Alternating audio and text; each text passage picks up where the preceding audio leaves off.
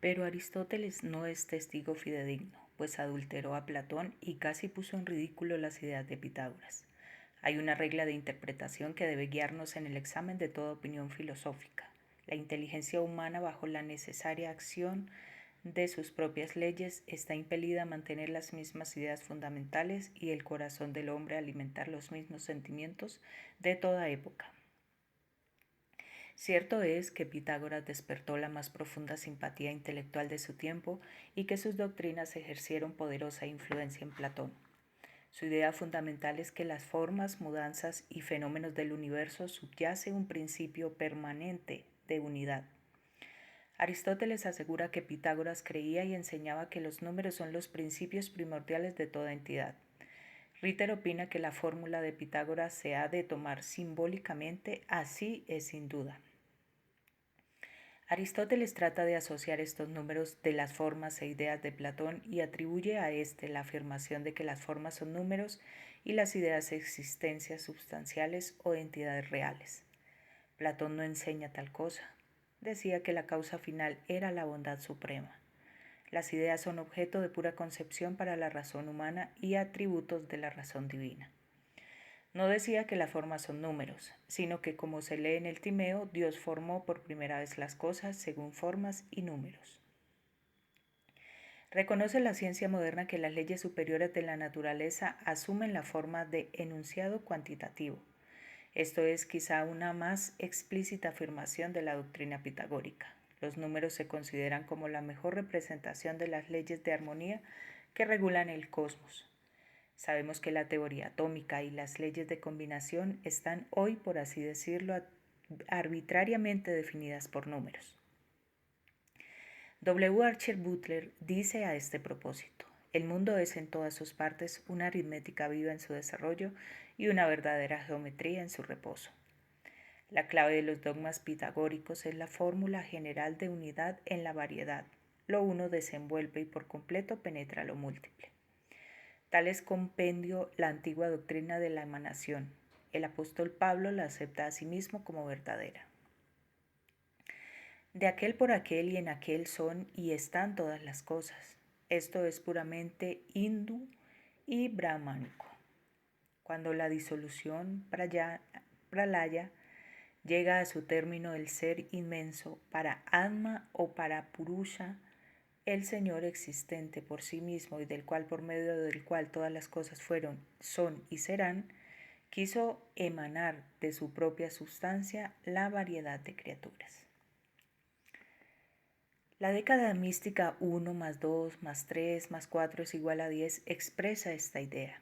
El 1 simboliza a Dios, el 2 la materia, el 3 la combinación de la mónada y la duada que participan en la naturaleza de ambos en el mundo fenomenal.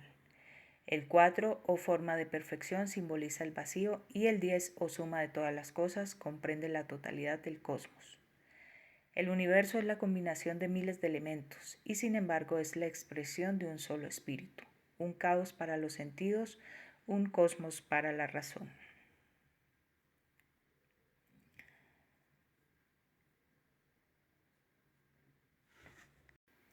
Todo es hinduista en esta combinación y progresión de números en la idea de la creación. Único es el ser existente por sí mismo, Swayambhu o Swayambhuva, como también se le llama. De sí mismo emana la facultad creadora, Brahma o Purusha, varón divino. El uno se convierte en dos. De esta duada unión del principio puramente intelectual con el de la materia, procede un tercero, Virat, el mundo fenomenal. De esta invisible e incomprensible Trinidad, la Trimurti brahmámica, procede la segunda triada, que representa las tres facultades creadora, conservadora y transformadora, representada por Brahma, Vishu y Shiva, aunque siempre reunidas en una. Brahma o Tridandin, como se le llama en los Vedas, es la unidad del Dios Trino y manifestado que da origen al símbolo Amun o Trimurti, compendiada.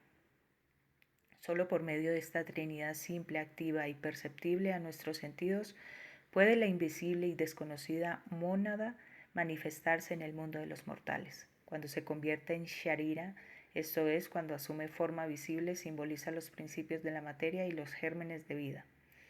Entonces es Purusha, el dios trifacio, o del trino poder, la esencia de la triada védica. Conozcan los brahmanes la sagrada sílaba, las 3 palabras del Sivitri, y lean diariamente los Vedas. Después de crear el universo, aquel cuyo poder es incomprensible se desvaneció absorbido en el alma suprema. Restituida en su primera oscuridad, la gran alma permanece en lo desconocido y carece de forma. Cuando de nuevo reúne los sutiles principios elementarios y penetra en algún germen animal o vegetal, asume en cada uno nueva forma. Así es que por alternativa de reposo y actividad, el ser inmutable hace que eternamente revivan y mueran todas las criaturas existentes, activas e inertes. Manú, libro 1, dístico 50 y siguientes. Quien haya estudiado a Pitágoras y sus teorías respecto a la mónada, que después de emanar la duada se restituye al silencio y a la oscuridad y crea la triada, puede descubrir la fuente de donde emana la filosofía del eminente filósofo de Samos, la de Sócrates y la de Platón. Espeusipo parece haber enseñado que el alma física autaumética era inmortal como el espíritu o alma racional. Más adelante expondremos sus razones. También como Filolao y Aristóteles en sus disquisiciones sobre el alma. Dice que el éter es un elemento y supone 5 elementos principales, correspondientes a las 5 figuras regulares geométricas. Esta enseñanza está tomada en la escuela alejandrina. Hay en las doctrinas de los filaleteos mucho que no aparece en las obras de los antiguos platónicos, porque sin duda las enseñanzas del maestro son sigilosas reservas, como arcanos que no debían publicarse. Espeusipo y Xenócrates sostuvieron que después que el anima mundi o el alma del mundo no era la divinidad, sino su manifestación. Estos filósofos jamás atribuyeron al uno naturaleza animada. El uno originario no existe en la aceptación que damos a la palabra, pues hasta que se desdobló en lo múltiple existencias emanadas, la mónada y la duada no tuvo existencia. El algo manifestado mora igualmente en el centro, que es la circunferencia, pero solo el alma del mundo se refiere a la divinidad. En esta doctrina aletea el espíritu del budismo esotérico. La idea que tiene de Dios el hombre es la deslumbradora luz que ve reflejada en el cóncavo espejo de su propia alma, pero esta imagen no es en realidad la de Dios, sino su reflejo. Su gloria está allí, pero el hombre ve a lo sumo la luz de su propio espíritu, que es cuanto puede ver. Cuanto más limpio esté el espejo, más resplandecerá la imagen divina. Pero el mundo exterior no puede permanecer allí al mismo tiempo. Para el extático yogi, para el profeta iluminado, el espíritu brilla como el sol del mediodía. Para la viciosa víctima de los atractivos terrenos, el resplandor desaparece. Porque el grosero aliento de la materia empaña el espejo, tales hombres reniegan de Dios y quisieran de un golpe privar de alma a la humanidad. Ni Dios ni alma, horrible y aniquilador pensamiento, delirante pesadilla del lunático ateo, ante cuya alucinada vista pasa una horrible e incesante serie de chispas de materia cósmica, por nadie creadas, que aparecen, existen y se desenvuelven por sí mismas, es decir, por nada ni nadie, y no proceden de ninguna parte ni van a parte alguna. Sin que sea ninguna causa, las impela en un círculo eterno, ciego, inerte y sin causa. ¿Qué comparación cabe con el erróneo concepto del nirvana búdico? El nirvana va precedido de innumerables transformaciones espirituales y reencarnaciones, durante las cuales la entidad no pierde ni por un segundo el sentimiento de su propia individualidad, que persiste durante millones de edades antes de llegar a la nada final. Aunque muchos tienen a Espeusipo por inferior a Aristóteles, el mundo le debe la definición de varios conceptos que Platón dejó confusos en su doctrina acerca de lo sensible y lo ideal. Decía Espeusipo: conocemos lo inmaterial por medio del pensamiento científico y lo material por la científica percepción. Xenócrates expuso muchas teorías y enseñanzas no tratadas por su maestro. Tienen en gran estima la doctrina pitagórica y su matemático sistema de números. Solo admite 3 grados de conocimiento: pensamiento, percepción e intuición, y dice que el pensamiento se emplea en lo que hay más allá de los cielos, la percepción en las cosas del cielo y la intuición en los cielos mismos. Veamos estas teorías y casi el mismo lenguaje en el Monabha Dharma Satra, cuando habla de la creación del hombre. El Supremo exhaló su propia esencia, el soplo inmortal que no perece en el ser, y a esta alma del ser le dio el Ankara, conciencia del ego o guía soberano. Después dio a aquella alma del ser hombre la inteligencia compuesta de 3 cualidades y 5 sentidos de percepción externa. Estas 3 cualidades son entendimiento, conciencia y voluntad, análogas al pensamiento, percepción e intuición de Xenócrates. Expuso más completamente que Espeusipo la relación entre números e ideas y aventajó a Platón en su doctrina de las magnitudes indivisibles. Redujo a sus primitivos elementos ideales las formas y figuras para demostrar que proceden de la indivisible línea. Es evidente que Xenócrates sostiene las mismas teorías de Platón en lo concerniente al alma humana, suponiéndola número, aunque Aristóteles contradiga todas las enseñanzas de este filósofo. Esto nos demuestra que Platón expuso oralmente la mayor parte de sus doctrinas y que Xenócrates, y no Platón, fue el autor de la teoría de las magnitudes indivisibles. Deriva el alma de la primera duada y la llama número semoviente. Teófrasto dice que Xenócrates aventajó a los demás platónicos en la exposición de la teoría del alma sobre la que se basa su doctrina cosmológica, demostrando la necesidad de que en cada punto del espacio universal existe una serie progresiva de seres espirituales animados e inteligentes. El alma humana es, según él, un conjunto de las más espirituales propiedades de la nómada y la duada, con los principios más elevados de ambas. Como Platón y Pródico, considera potestades divinas a los elementos y los llama dioses, pero ni él ni otros suponen con ello idea alguna antropomórfica.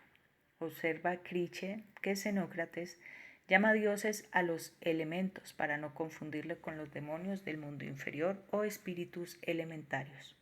Como el alma del mundo penetra todo el cosmos, los animales ha de tener algo divino. Lo mismo enseñan los budistas y los herméticos, y Manu concede también alma a las plantas, aún a la más tenue hoja de césped. De acuerdo con esta teoría, los demonios son seres intermedios entre la perfección divina y la maldad humana. Los clasifica en diversas categorías y afirma que el alma individual de cada hombre es su demonio protector y guía, que ningún demonio tiene más poder sobre nosotros que nosotros mismos.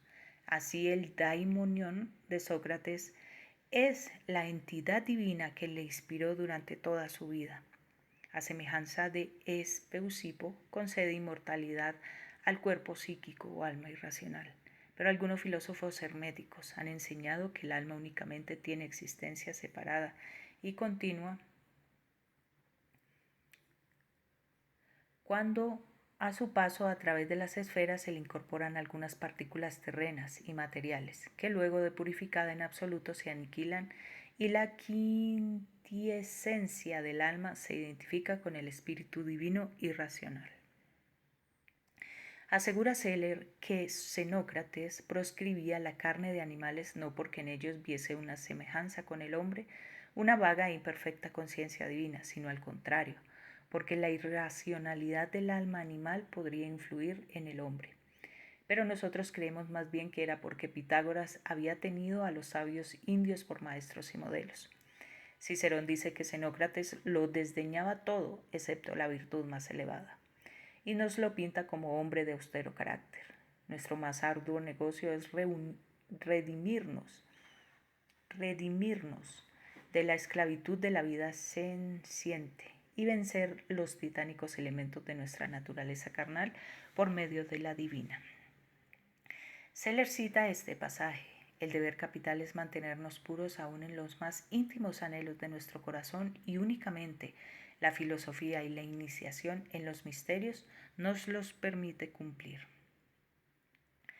Crantor, otro filósofo de la primera época de la Academia Platónica, deriva el alma humana en la substancia raíz de todas las cosas, la mónada o uno y la duada o dos.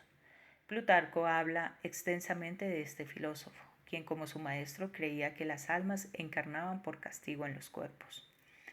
Aunque algunos críticos opinan que Heracles no siguió del todo las doctrinas de Platón, enseñaba la misma ética. Seller dice que con Hicetas y Efanto admitía la doctrina pitagórica de la rotación de la Tierra alrededor de su eje y la inmovilidad de las estrellas fijas, pero que ignoraba la revolución anual de la Tierra alrededor del Sol y el sistema heliocéntrico. Sin embargo, hay pruebas de que en los misterios se enseñaba este sistema y que Sócrates fue condenado a muerte por divulgar estas santas enseñanzas que sus compatriotas tildaron de ateas. Heráclides opinaba lo mismo que Pitágoras y Platón en lo concerniente a las facultades y potencias del alma humana, que describe como esencia luminosa y en alto grado etérea, residente en la Vía Láctea antes de descender a la generación o existencia sublunar. Los demonios o espíritus son para él seres con cuerpos vaporosos y aéreos. La doctrina pitagórica de los números en relación con las cosas creadas está plenamente expuesta en el Epinomis. Como buen platónico, su autor afirma que solo es posible alcanzar sabiduría por la sagaz investigación de la oculta naturaleza de la creación, pues solo así aseguramos feliz existencia después de la muerte. Trata extensamente de la inmortalidad del alma y dice que únicamente podemos inferirla de la perfecta comprensión de los números. El hombre incapaz de distinguir una línea recta de una curva jamás tendrá el necesario conocimiento para demostrar matemáticamente lo invisible, por lo que debemos asegurarnos de la existencia objetiva de nuestro cuerpo astral antes de tener conciencia de que poseemos un espíritu divino e inmortal. Jámblico declara lo mismo y añade que todo esto es un secreto de la más elevada iniciación. Al poder divino, dice, le indignan todos cuantos revelan la formación del icostagonus, o sea, el método de inscribir un dodecaedro en una esfera. La idea de que los números por su gran virtud producen siempre el bien y nunca el mal, se refiere a la justicia, ecuanimidad y armonía. Cuando el autor dice que cada estrella es un alma individual, repite lo que los iniciados indos y los herméticos enseñaron antes y después de él. O sea que cada astro es un planeta independiente, con alma propia, y que todos los átomos de materia están henchidos del divino flujo del alma del mundo, de modo que respiran, viven, sienten, sufren y gozan de la vida a su manera. ¿Qué físico puede negarlo con pruebas? Por lo tanto, debemos considerar los cuerpos celestes como imágenes de dioses que participan sustancialmente de los poderes divinos, y aunque su alma, entidad, no es inmortal, su influencia en la economía del universo les da derecho a honores divinos, tales como los que tributamos a los dioses menores. La idea es clara, y de mala fe procedería quien equivocadamente la expusiese. Si el autor de Epinomis coloca a estos ígneos dioses por encima de los animales, plantas y hombres a quienes como criaturas terrestres les señala ínfimo lugar, ¿quién le probará lo contrario? Preciso es sumergirse en las profundidades de la abstracta metafísica de la antigüedad para comprender las varias formas de sus conceptos que desde todo se fundan en la adecuada comprensión de la naturaleza, atributos y método de la causa primera. Además, cuando el autor de Epinomis interpone entre los dioses superiores y los inferiores almas encarnadas, tres clases de demonios y puebla el universo de seres invisibles, es más racional que nuestros modernos sabios, que colocan entre ambos extremos un vacío inmenso donde solo operan las ciegas fuerzas de la naturaleza.